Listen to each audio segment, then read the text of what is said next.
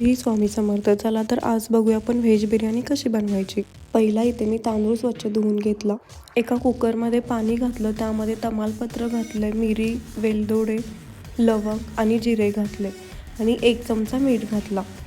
तर यामध्ये तांदूळ घातला. तर हे तांदूळ आपल्याला 70% शिजवून घ्यायचं आहे. 70% तांदूळ शिजवून घेतल्यानंतर तो एका चाळणीच्या साहाय्याने त्यातलं पाणी गाळून घेतलं. आता एका कढईमध्ये तेल गरम करून घेतलं. त्यामध्ये उभा चिरलेला कांदा मी फ्राय करून घेतला.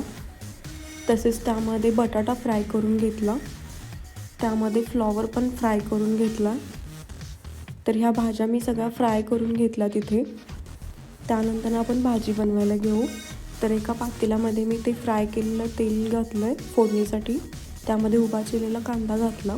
कांदा लालसर भाजल्यानंतर त्यामध्ये टोमॅटो घातला. टोमॅटो भाजल्यानंतर त्यामध्ये 1 शिमला मिरची घातली मी. त्यानंतर वाटाणे घातले. 2 चमचे मीठ घातले मी इथे, त्यामुळे कांदा टोमॅटो चांगला भाजेल. त्यानंतर मी हे मसाले घातले. त्यामध्ये लाल तिखट आहे, मटण मसाला आहे, बिर्याणी मसाला आहे, गरम मसाला आणि हळद. नंतर त्यामध्ये फ्राय केलेल्या भाज्या घातला. त्यामध्ये 200 ग्राम दही घातले मी इथे. हे सगळं चांगलं मिक्स करून घ्यायचं आपल्याला. त्यानंतर आपण जो राईस शिजवून घेतला होता तो वरून घातला मी. थोडा राईस मी ते येल्लो कलरमध्ये करून घेतला आहे, तो पण घातला. वरती मी व्हाईट आहे तसाच घातला.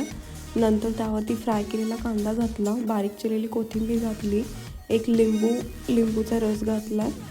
नंतर त्यावरती 2-3 चमचे तूप घातलं. वरती झाकण ठेवून मी त्याला साईडने कणिक लावून घेतले, जेणेकरून त्यातली वाफ जायला नको.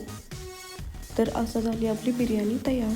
व्हिडिओ आवडल्यास लाईक आणि सबस्क्राईब करा आणि या प्रकारे रेसिपी एकदा नक्की ट्राय करा. थँक्यू.